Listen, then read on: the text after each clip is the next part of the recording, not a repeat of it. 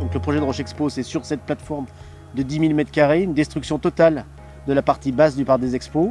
Et puis aujourd'hui, on est sur une dalle ici, donc de 1000 m², avec un espace en dessous de 1000 m², donc un espace d'expo en dessous, 1000. Un espace ici, où vous aurez des salles modulaires de 50 à 500 m² avec des cloisons movibles, une terrasse aussi, où vous aurez une vue directe sur le grand paysage de la vallée de l'Arve.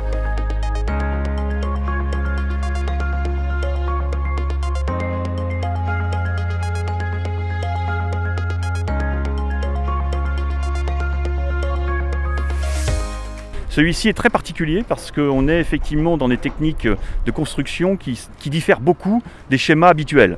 Habituellement, on a du béton, on a des enceintes en béton, et puis on construit le toit. Enfin, je vous fais pas de dessin, vous voyez effectivement le résultat de ce qu'on a aujourd'hui en construction.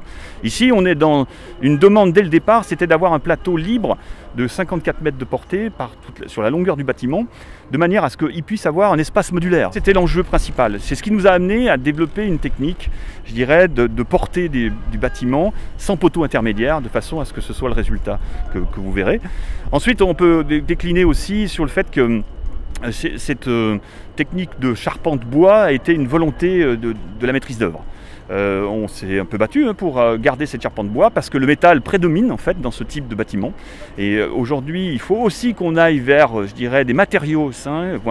On est dans l'époque de la transition écologique et il faut aussi un peu se battre pour imposer, du point de vue de la maîtrise d'œuvre, des matériaux qui sont recyclables et qui sont naturels et qui font fonctionner en plus des filières bois françaises, des Alpes en partie, et du coup on est effectivement dans l'esprit de l'économie régionale locale, et c'est avec ça aussi qu'on a déterminé les entreprises.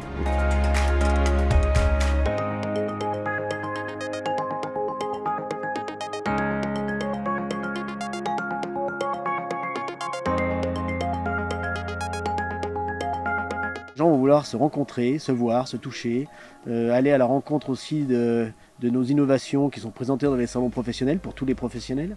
Tous les grands parcs expo sont dans des agglomérations, des grandes villes. Ici c'est atypique. On est dans des espaces naturels qui nous entourent. On a les lacs, les montagnes, enfin on a une différenciation et un positionnement qui sera, je pense, notre atout.